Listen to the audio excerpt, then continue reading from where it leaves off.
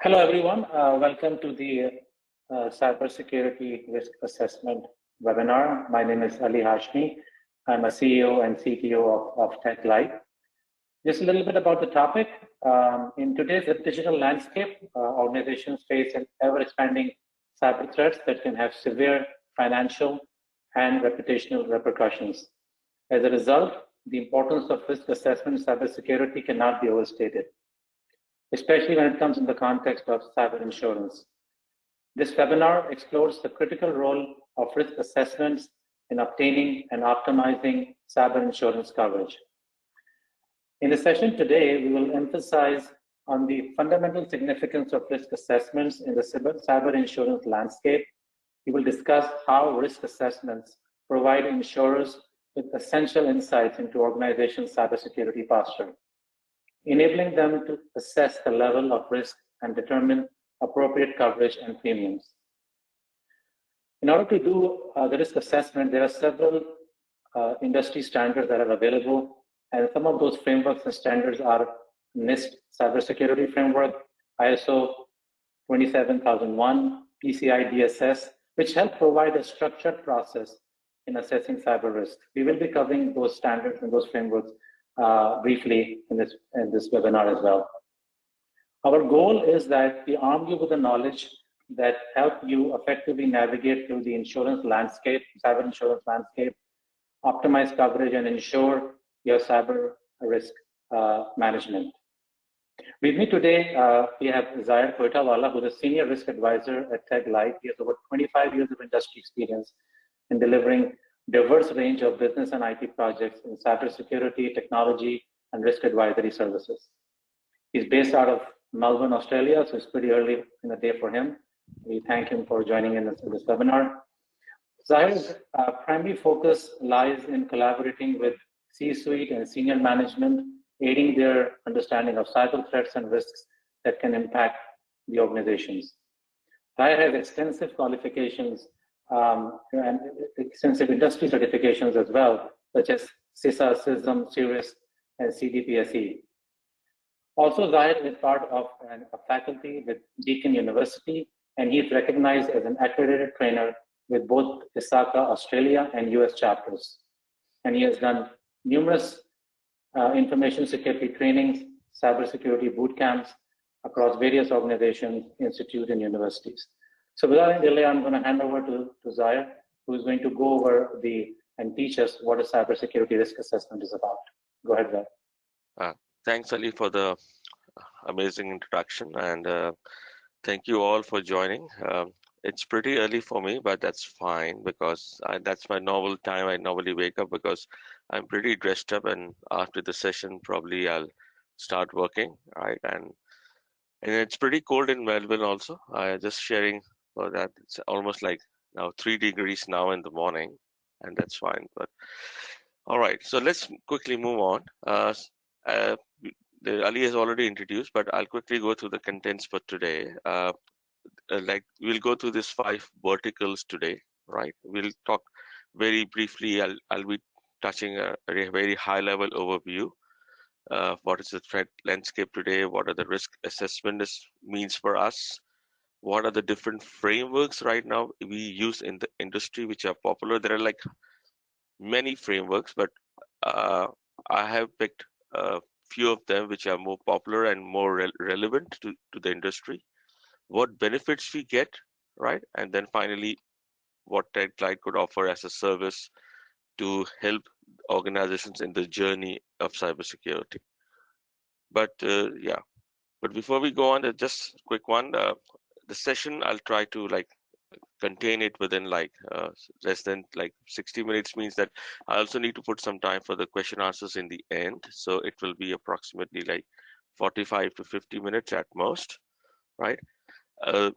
All the participants are requested to put in the questions in the question box, right? If I will be looking at this question box as I go along, but if I could answer some questions during the session, I'll do that.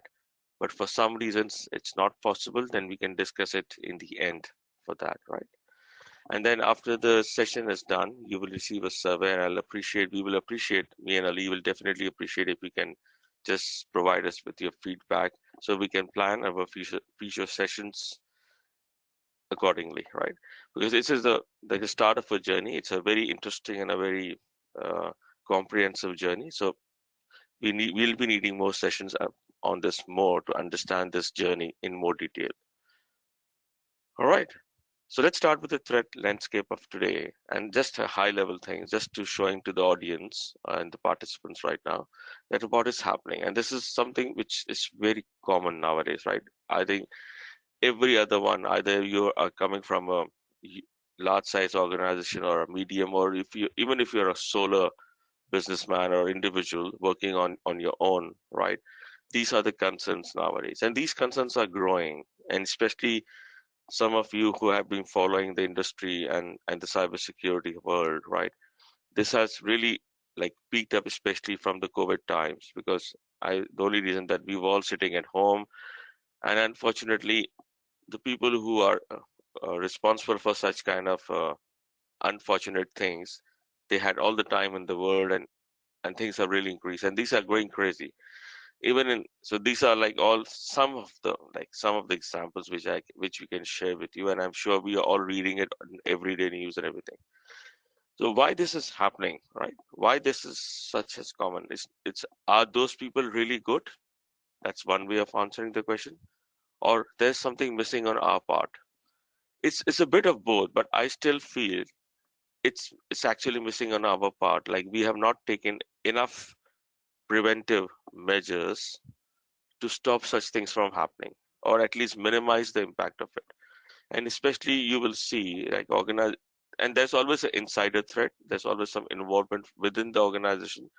And at times what happens, even if you deploy the best of the controls, right? Even if you deploy the best, it needs to be revisited from time to time. And this is where the risk assessment is so important, that we need to understand that what we have deployed, maybe 6 months down or maybe 1 year down, is it still good enough? Is it still good enough to prevent such attacks? And you will see that's not the scenario. Unfortunately, the technology and the attacks, the cyber threats and the attacks are changing on a daily basis. So we need technology. We need to be vigilant to observe those things and change things accordingly. So that's the way this game is going to change. Otherwise, this will keep on happening over there. And we have done it successfully. As Ali mentioned, I have been in the industry for around so many years, right? And we work with so many different organizations. In the past, I worked with all the big fours and everything, and I worked with different places with different big clients, government clients, even defense clients, and we have been successful in avoiding such things, and we are still working on it, right? So just a quick one, and just to give you an idea that this is how a picture looks like, right? And you will see this is how the breakup of your ransomware has been around in recent times. And this is the trend. Unfortunately, it's moving on like that, and we need to avoid it. We need to minimize it. We need to make sure that our data, our confidential information, or our information assets of an organization are pretty safe.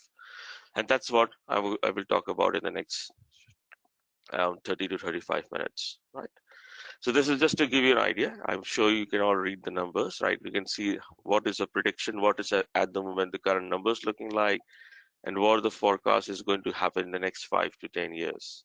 But against these are forecasts, and this could be avoided, I would say, if things happen. And you'll be surprised. In in Australia, we have right now. See, financial institutes all working on protecting the information assets. Telecoms are working, power, but right now there's a big drive in Australia for secondary high schools. Right now, even education sector has taken seriously, and I already worked on few of the projects for high schools, right? And even high schools are implementing these frameworks and these practices to minimize the impact of the threats coming in. So that is also happening. So the dynamics is changing.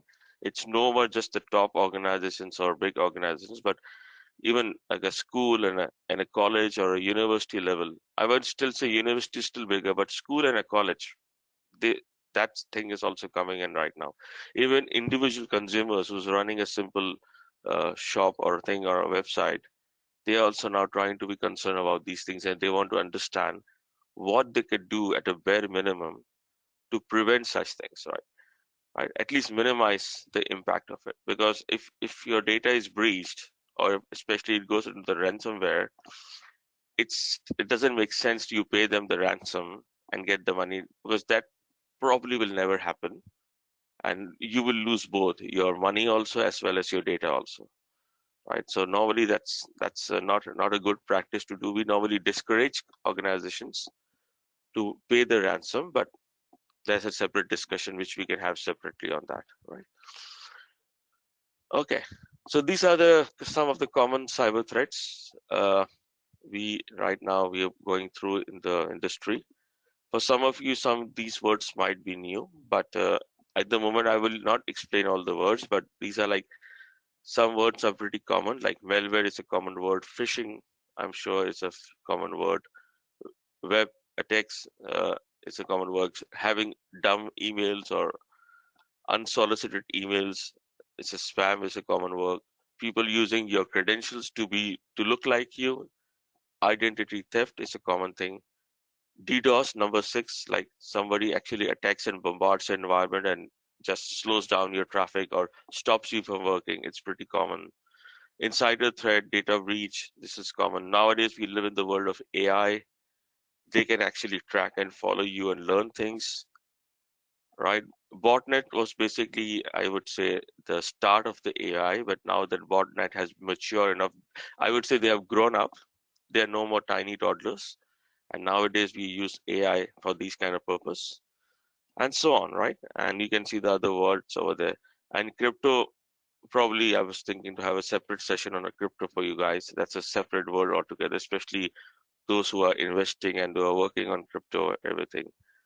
So these are all dangers. And just yesterday, because I made this back before this, but just yesterday I came to the news that those of you are using Chat GPT right now, some of you are might be.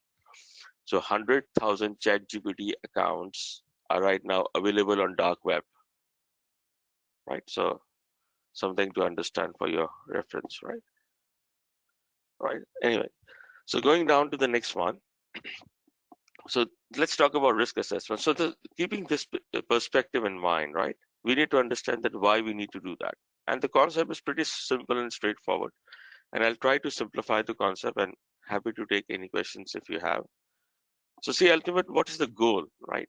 Ultimate goal, and that we all have important data with us. Either if you're an individual or if you're working in an organization, we all have information with us, right? Which we want to protect, right? So we need to worry about these three pillars of cybersecurity. So all security starts with these three words: confidentiality, integrity, and availability. And it's very simple. Like for confidentiality, we want to make sure that our data remains in a secure, in a private mode, unless I want to disclose it, unless I want to share it. And plus, if I want to share it, I'm sharing with only with the right people or the right team, right? I don't want to just go around over there. So just to give an example, one of the basic controls we can have around confidentiality is encryption, right? That we normally wants to protect your data. That if it is traffic is moving through emails through your network, it has to be like nobody can decipher it, right? That's the whole point. So that's just a key level. I'm talking the simple principle. What does integrity means? Integrity means that data does not change. Like so every morning, every other day, when you're doing your financial transactions to your bank app, right? So normally that's a trend, right? When we track our accounts, we track our how much amount I have in my different bank accounts or the balance on my credit card. Hopefully every morning or every other day when you check, you want to see the same amount, or at least you know what is expected amount. But one fine day you realize the amount has changed, or it has been, or the account doesn't have anything. It will be the shock of your life, right? So we don't want those things to change. That means integrity means that my data remains the same, or even if something is changed or modified, maybe your address, your contact number, right, whatever, it has to happen with your permission or with your approval. It just can't be, it's not like that somebody can just go call the bank, identify you, them as us, right? And they can change anything they want. And availability is the last thing, right? We want our information to be available 24/7, or whatever our requirements are, maybe on a daily basis or hourly basis. For financial sectors, this might be on a daily basis, right? But for, but for other organizations, it might be different. So these are the core principles, and we work, and the risk assessment actually helps us to understand our requirements. So every individual, everyone right now who's sitting with me or listening to me, they will have a separate requirement from confidentiality, integrity, and availability purpose. So we need to determine your requirement, and accordingly, we need to understand that what is your priority, what is important. So risk assessment actually helps us to tie, and this is where the whole thing goes into this. That when we talk about risk thing, and when I use the word balance scorecard, it's a complete methodology, which again, I'm just touching the tip of the iceberg. But if you just go and Google right now, balance scorecard, it's a different methodology, which actually makes you understand that how do you link your business goals with your technology. You might invest a lot of amount on your technology right now, right? You might have designed systems and controls, and you might get some third-party software to help you out. But is it actually helping you to achieve your goals? So the risk is not about just having a good technology. The technology has to be effective with your business goals. If you're not getting your KPIs meet or your key goals of your business, then your technology is not worth it, right? So that's how the whole concept should work. And this is where the risk will actually help us to understand that I'll give you a simple logic or a flow to understand.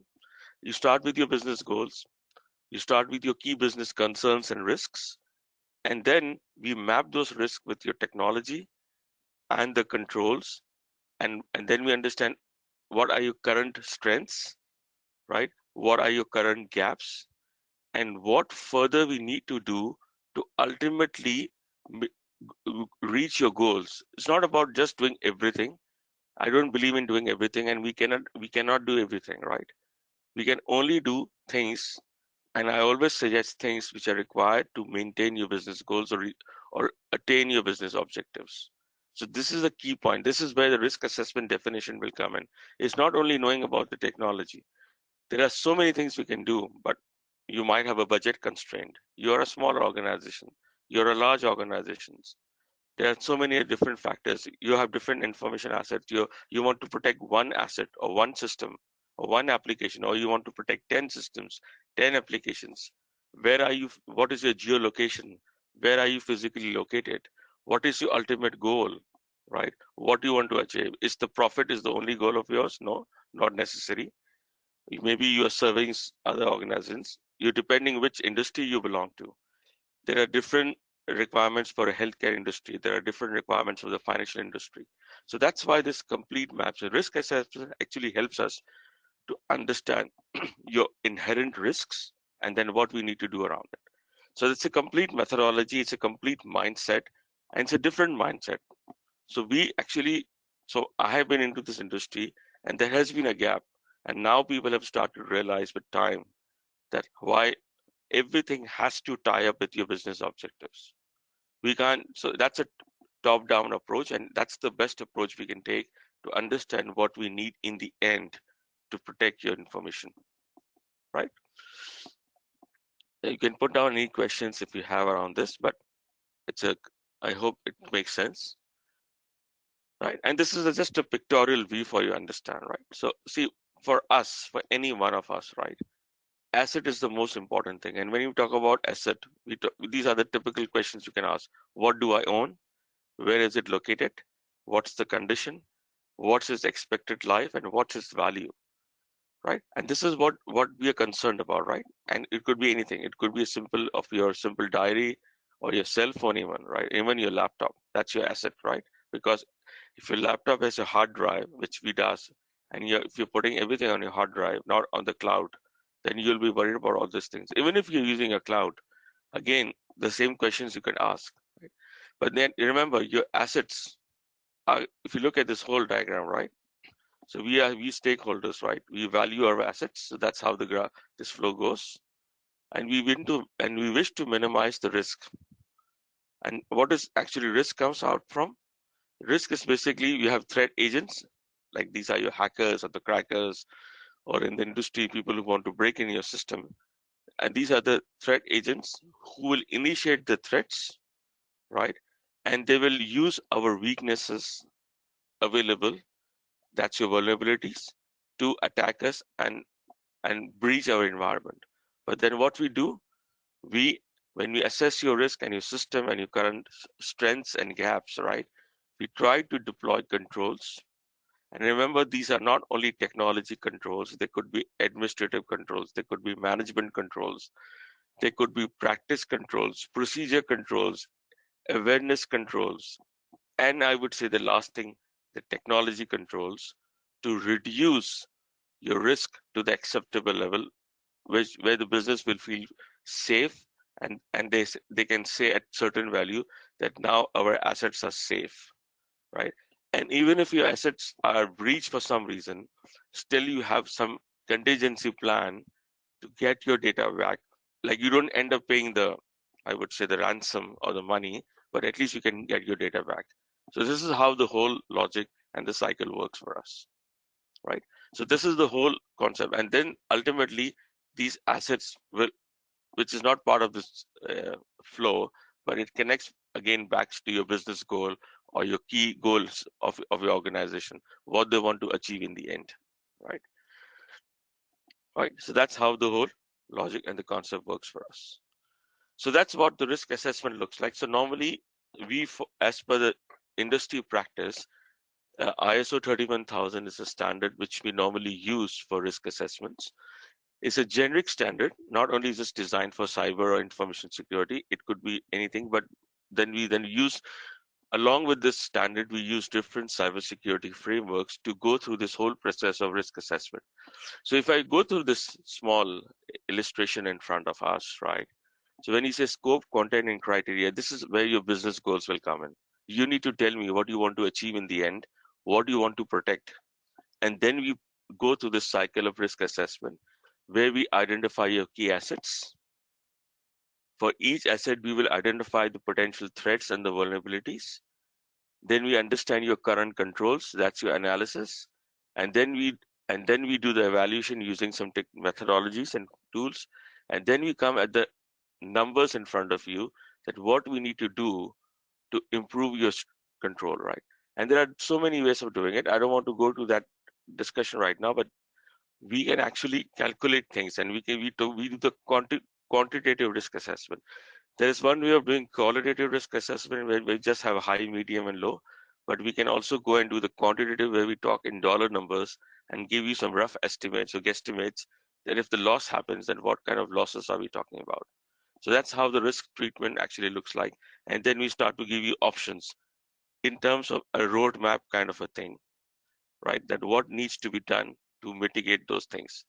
And again, the roadmap has to be aligned with your requirements, with your budget, with what we have in place. It's not about like buying out of the box things and then spending like crazy amount. It's not that, right? There are good budgeted solutions available which are good enough to bring the risk within your defined appetite. So there are really good, reasonable options available in the industry right now, right? So this is how the concept. Yeah. Yeah, so just a question, Mustafa, for you, because I can answer it right now. So yes, if you even if you're managing on the cloud, see, remember, cloud is your third party, right? So are you aware of their controls they have deployed, right, to protect your data? So again, there's a third party risk assessment, which is a separate topic on its own, which probably will be one of the webinars I can plan in the future. So third party risk assessment is a different ball game, right? So obviously, so normally what happens when you sign a third party agreement, like you might have, I don't like, you're talking about on an individual level or on an organization level, but normally if you go to Google Cloud, they will promise you a lot of things, right? Right. But you have not seen the actual practice, right? You haven't seen the audit report. You haven't seen the compliance report. So that's so normally what happens. we can normally there are certain forums available where you can check your third party compliance also, and we can understand that are you happy with the practices, like in case if their cloud goes down, what is the contingency plan, what is the backup plan, right? They might promise you everything, but how effective they are, so that's a challenge, right? So it covers everything, so it could be third parties, it could be so cloud is, it's part and parcel of it, right? Okay. So now with this concept of risk assessment, right, we combine some best practices. And when I say frameworks, frameworks are best practices, right? Normally I have my own way of defining a framework, right? So it's an experience, right? So for example, uh, I have experience of like 25 years, Ali has experience of 25 years, and so when we talk together, we work together, so we are working as a 50 years of experience, right? Similarly, if we talk about frameworks, so frameworks are written by experienced people in the industry. They have been in the industry maybe for 10, 20, 30, 40 years. So the idea of using frameworks that they have already learned these things from the past experience. They have documented those practices. And ideally, if we follow those practices, probably we can avoid such mistakes and we can get better results. So that's why these frameworks are now available, right? For now, because I can't go and talk about all the frameworks, but I have picked up top 3 industry frameworks, right? So one is your NIST cybersecurity framework, which is one of the best industry frameworks available right now. It has, at a minimum, it has 108 controls because I do it on almost on a daily basis. So that framework actually helps us to go through these 5 layers of identify, protect, detect, respond, and recover, right? And that actually helps. So what is this? It helps you to understand the maturity. Now, let's say you come to us and I have a workshop with you, and I understand. I can tell you from the scale of 1:5, where do you stand? So, for example, I'll give you a real life case study. I can't tell you the name of the organization. When I start with most of the organizations, they are like who are starting the fresh journey. They might be on the from the scale to 1:5. We are either on zero point 0.5 or 1.0. But what is a good number to reach out? So normally we start with the first level, that let's try to reach a target of 2.5 to 3, and then slowly we can go towards 3.5 and 4, and then 5 if required. But normally when you reach up till 1 point, up till around 3, that's a safe number. At least that puts all your basic level 1, level 2 requirements. Let's say there are maturities divided into 3 levels: level 1, level 2, level 3. I would say we have to reach at least level 2, right? And that's how the NIST will actually help us to understand that we have everything in place. So that takes care of all your things. As I said, controls when you deploy, it could be management controls, there could be administrative controls, there could be project management controls, and there could be technical controls, right? It takes care of everything from the top management to the operational person. It takes care of everything. So this is one of the best frameworks we normally use, and it has now right now is one of the industry best practices right now we are using right now. The other framework we normally go for is PCI DSS, which is basically, it's pretty common, right? Which we use for PCI DSS. It's a payment card industry standard, right? And this is, I think many of us are already aware of it. And there are certain requirements in that, right? And these requirements are there, but again, do we need to do everything? Right. So remember, framework doesn't mean that it's mandatory. That's a misconception at times. When we start to read frameworks, we think that we need to do everything. No, it's not necessary. All right. The frameworks is a guidance. It helps us, but again, it all depends on your environment, and there are so many factors we need to understand that how it works. Going to the question, the second question, right? So when you say what things to consider, right? So it's Rafael, the concept is very easy. Either it's an AI based system or a cloud system. What is changing in cloud and AI? It's the technology. But before I go to the technology part, I need to understand what do you want to do, what do you need. And I'll tell you, if I take a step back just to answer your question, see, I will worry about the technology, which is a second layer, but at basic, what you want to protect your data. You want to make sure only the right people have the right access, right? When your data is in transit or it's kept on a hard drive, is secured. No one can use it without your permission. Again, if something goes wrong, right, you can detect it on a timely basis. You are warned of that thing on an immediate basis. You can take the correct actions. Now, when the correct actions time will come, then I will talk about whether it's an AI-based system or a cloud system. Because when you detect something and when you take the right steps, this is where your respond and detect things will come in. And this is where you go technically. Now, this is where the changes will happen, whether you're in the cloud environment or whether you're in the AI environment. Are you working on the crypto environment? Or you are working on a typical normal organizations where you have a data center or something like this. This is how we think. But at initial level, I need to understand at a high level that what you have, what are you doing, what is your mindset, what are your practices. Again, it's not very technical. You need to understand. I simply come and ask you, if I want to come to your house, what do I know, what do I need to do? You might come and tell me that, Zahir, when you come in, just ring this bell. If nobody responds, then you call me on this number. If not, you will find the key hidden inside the under the mat of my house. Just use this key and enter. Do you think it's a good thing or not? That's a separate debate, but that's how things happen, right? Right. So even if I use the key and enter a house, do you have any detection system? That how do you know sure that I have entered your house? Maybe someone else has done it. They overheard us and they might have entered the systems, right? So this is where the technology come in, right? And that's how the separate discussion will happen. So right now, if I talk about the AI, if you use that smart homes devices, right? Right, your Google device or something, that's kind of an AI, right? Does that system recognize you? Do they have the camera to recognize your picture? Can they stop me from entering it? Because somebody else might be using it, and so on, right?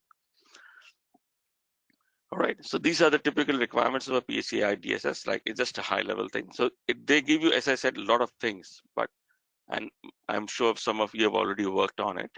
But again, we need to understand that what is good enough, like so. See, that's a very common question that how much I need to do for this.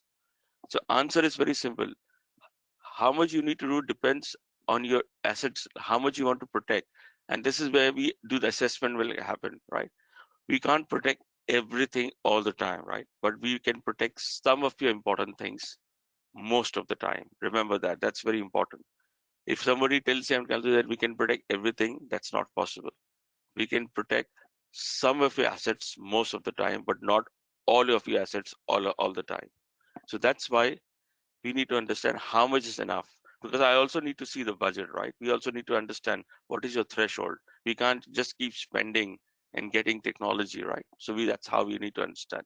And the scenario is also changing from day to day. Remember, what are you protecting today may not be important for you tomorrow, right? Things might change, your priorities might change, your business might change, your business model has changed. What the product which you are right now selling in the market has changed maybe in a 6 months time. So the system might change, right? So on and so forth. That's how we need to understand all that thing. And the third one, which is very common nowadays, is ISO 27000, right? It's a new framework which has come up. These are like the 12 domains in it. This is another very comprehensive thing. So depending on what industry we belong to, so you might have a question that which one to pick, right? If you don't have a choice, then we can recommend, right? But that's a separate debate. But at times, some organizations, they have a requirement that they need to follow only this standard. Then obviously we will follow that standard. But if somebody doesn't have an answer, then we can help them out to understand that which standard, and again, how many controls. Because if I talk about ISO or NIST, as I said, it can start with 100 controls and it can go up till almost like 300 plus controls. But can you do everything? No, we cannot. And that is why risk assessment, yeah, I would say I always use this word, risk-based approach helps, because I need to understand what is important for you and accordingly we'll go around that. Okay. I hope it makes sense so far. All right. Okay. Okay. Right. So I think I've already covered some of the benefits you get, right? So risk assessment helps you to make the right decision. I always say that, right? And make right decision about your future actions. right? Right actions about, right, about the investments. So if you have a question, how can organizations determine the potential impact of cyber? Yeah, so that's a good question. So Seth, this is what I'm saying, that these frameworks helps you to understand the impact. Because see, until I don't know what you, first of all, the simple question I can ask you, what you have in place to protect first, and then if that protection fails, what is your loss? So you need to come up. So I can ask you, for example, let's say you're walking on a street one fine day and you're carrying a laptop, right? And you drop your laptop, right? Now, there are two kind of values. The price of the laptop, maybe you may not, that may not concern you, but more concerned will be the data of your in your laptop. Now, we can have a understanding that if that data is not recovered, in terms of business, what does it mean for you, right? In terms of business, like for example, there's some customer information, right? So again, I'll give you a very simple example, right? Let's say you had a very important meeting with the customer and you connect, and after like 10 hours of workshops with them, you collected so much of information and suddenly that information is gone. That means you need to invest another 10 hours. So your reputation goes a little bit bad, and another 10 hours of work. Let's say if you, even if you're charging like $100 per hour, you're talking about another $1,000, another extra day or another couple of extra days, another effort to go there, and obviously you have to the reputation. So that's how we determine. So it actually goes to that granular level, and we then, and that's how the impact, actually the definition of impact comes. Impact has a value. We need to find the value. Unless we don't know the value, if I don't tell you the value, how would you know that what is the loss looks like? And this is how it, that's how the risk assessment actually helps. It's not like something like a very abstract thing. It's very granular. We can go to that level to help you understand that what could be the loss for you. So we can do some homework. And when we do the workshops, we help you to the brainstorm session to understand how does your business model works, what is your profit looks like, what is your income look like, what would happen if the operations are not available for 1 hour, 2 hours, 4 hours, 8 hours, 10 hours. And accordingly we understand that what is your threshold. Now after having the discussion, we discuss safe that we understand your threshold is 4 hours. But beyond that, you will start in the negative zone. So we need to design your entire environment that you are within that 4 hours of threshold. And that's how the risk actually helps us to understand, right? So it's a very interesting journey. It actually goes into very interesting discussions, and it brings really it brings numbers in front of you, and that numbers actually gives you a different perspective. How do you address your systems? How do you purchase things? How much you invest, especially in your resources. It's not about technology. The people in your organization, right? You're investing, right? They are your investments, right? When you hire somebody, what are you hiring for? What are the requirements? That could be even driven from risk. If that person leaves your organization, what could be the impact if you don't have a backup of that person? Think about those things. So these are all the benefit it brings to you. So I always say that it helps you to make the right decision, a better decision, I would say, for your organization, because that you can bring so many things on the table in front of you, which will help you to make a better decision for your organization. Right? I hope that answers the question to a certain extent. Right? So now the ultimate is that we need to protect your data, right? That's the thing. So, and obviously nowadays for some organization it's a mandatory requirement. Either we, whatever part of the world we live in right now, right? And for some organizations it's a good to have that we want to ensure of this thing, because in case of a ransomware, especially if something goes wrong, right? At least one is your data recovery, which is a very important element. But the other important element that is very important, that how much cost are we talking about, right? How much money we are talking about. So because when the insurance work in a simple policy, if you are healthy you get a better insurance and less premium. If I'm not healthy, then I need to pay more premium. Same thing, remember, if you have a good cybersecurity, or I would say maturity level is good, let's say from scale of 1 to 0 to 5, to be honest. If you are 3 and above, then the premium will definitely go less, because obviously they know that you guys have done a decent job to protect your data. But for some reasons you don't have anything, then your premium will definitely increase. So cyber insurance is a tricky thing. A lot of companies are offering it, but remember, it will only come with a heavy price if you don't have your controls in place. So they definitely will ask you what kind of compliance you have, what kind of, maybe you have done some research audit, what practices you have in place. They will come in your place, they will do some testing, they do some evidence. They, that's a typical audit we can go for. Or maybe they ask you for any third party audit reports, right? And then based on the judgment, they will then decide how much premium they want to charge you. It's as simple as that, right? So that's how it all works. But we want to like make it the idea is to get a most cost effective insurance for us, right? So for that, what are the requirements? So see, if you look at my bottom part of the graph right now, or the image, cyber insurance has typically this like 6 plus 3 9 requirements at a very high level. Like they want us to have a some kind of a, I would say, a periodic training sessions, like your management and your operational staff are aware of what is cybersecurity. There are different level of trainings available. For executives, it might be a different thing. For technical people, for staff, there could be a different one.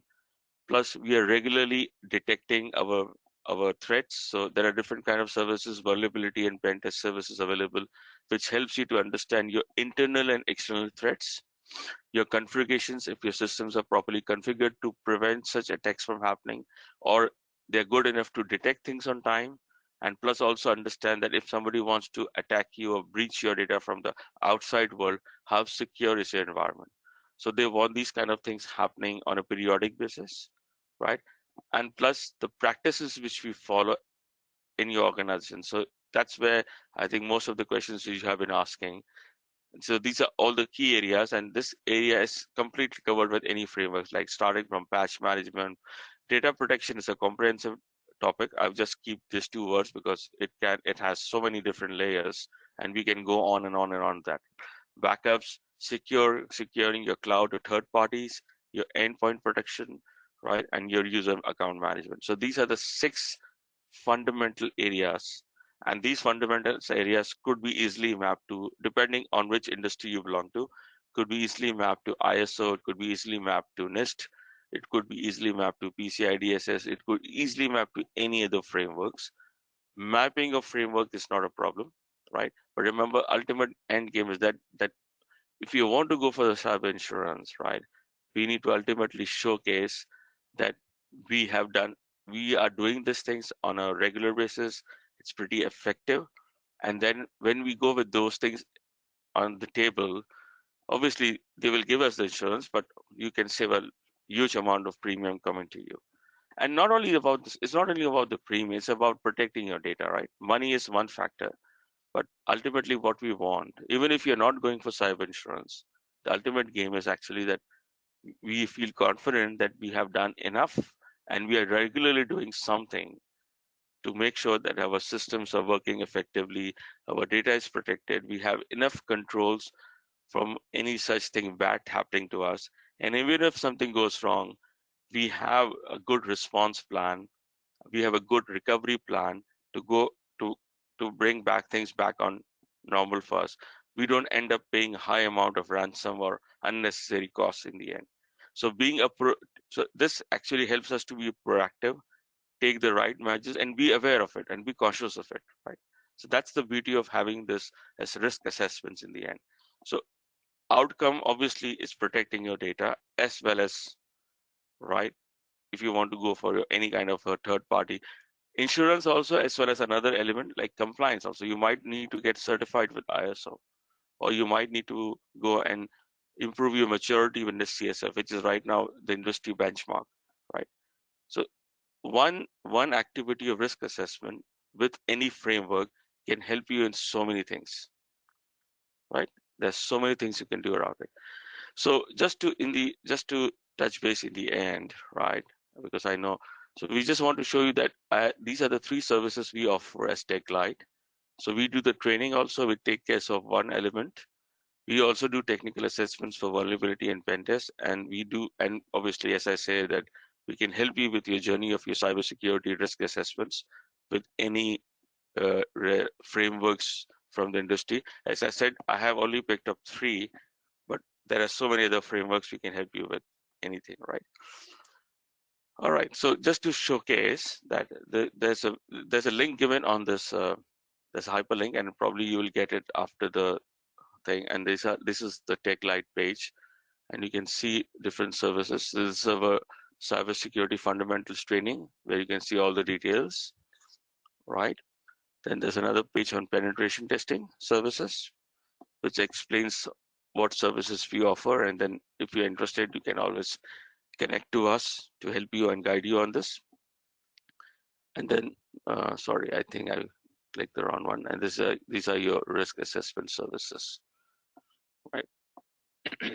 Cybersecurity risk assessment services. So we also help you to understand things. And the most important thing, which I believe, is giving you the roadmap, right? That what exactly we need to do to to improve our maturity. It's not about just telling you what are the gaps. No, we don't believe in that, because I have been working. So anybody could tell you your weaknesses, but weakness is one thing, but giving you an action plan or a roadmap, that what we could do to step you out, right? We can suggest you what we need to do internally. We can also suggest that what third party tools you can get. And again, budget is the main thing. I don't believe in spending too much, right? I believe in a most cost effective solutions. There are such interesting solutions available in the industry, which we can help you, that if you can deploy these things, right, you can get it as a service, right? We don't need to purchase everything. Nowadays we have uh, infrastructure as a service or a software as a service, right? We can use those as a service, which can help you to improve your security posture, right? So those things will help you. And then what happens once you have the action plan, we we can always go back and do your risk assessment again and help you to understand that now how your maturity has changed from maybe from 1 to 2 or 2 to 3, whatever. So that's how the journey actually helps you to track on it. So that's how the action plan actually helps you, because there are industries which I've seen they're struggling with managing the asset inventory. They're struggling with managing the risk registers. Typically, we use Excel sheets for that, right? Is this the best way of doing it? So that's how those journeys actually, we can help you on that kind of things. All right, I think that's enough talking. So I'll stop now and happy to take any questions. Anyone who wants to ask further things, anything, or maybe if I I think missed there, out yeah, I think questions. there are 1 or 2 questions remaining. If you can answer those. Yeah, go ahead. Can you please elaborate on penetration testing and why it's required? Right. Yeah, Hussein. So penetration testing, let me explain you at a very basic level. So what is, you understand the word penetration, right? So pen means that right now, actually we all have, we are all exposed to internet, right? The web-based web front. And there are a lot of threat agents, as I've said, right? Who might be trying to breach your environment, right? Right. So what does penetration actually tells you that right now you see, let's take an example. If you're living in a house or apartment thing, it looks safe, right? You have walls, you have doors and everything. But is it good enough for an outside attacker to stop? Like if somebody wants to break in, how easy or difficult is that? Same thing applies with your penetration testing. It actually tells us that what are the vulnerabilities available in your configuration. So normally what happens, your websites are hosted on some places, and they might tell you that, okay, we have closed all the unwanted places where the people or the attackers could enter, right? All the extra doors are closed, no extra windows are open, everything has a secure lock and everything. But is it good enough? So what happens when you do the pen test, it actually helps us to understand what are the possible avenues still open through which the third party or the attacker could enter. And what normally we do, we help you to then what we need to go back and change the configuration and block those ports and doors open, so that they don't, like, to stop them from entering. So that's what a simple pen test will help you. There's a framework for that. Just to give an answer, sir, if you understand a little bit technically, there is a complete framework on that on pen test, which we use as a MITRE, MITRE, which I've not mentioned. It's a technical thing, which actually talks about 100 plus possible ways of penetrating your website, right, or injecting and exploiting your website, and just through your website, because that website will lead to your server or the physical location of your organization. And if it is not well protected, it tells you. So that's pen test. And if you have another question, how it differentiates on vulnerability scan. Vulnerability scan is an internal test. It tells you your internal weaknesses, right? Your internal weaknesses, right? So that's how the differentiates actually. So you might come and tell me that, Zahir, I have deployed so many things. I make sure my firewalls are working fine. I've configured my firewalls, my data leak prevention tool, and so many other technology tools. But is it good enough? Have I done a good job? Like, say, for example, you might ask me that I have a laptop, I've installed the most recent version of Windows, right, or a Mac. I have updated all the patches. I have a very good antivirus. Is it good enough?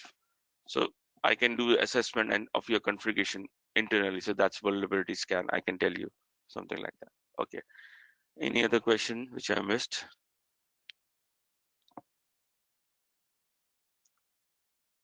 Okay, there's Mubashir question, and then okay, so both are same questions. Before I answer Mubashir and Munira, is there any other questions I missed? Let me have a look. I think that's pretty much done.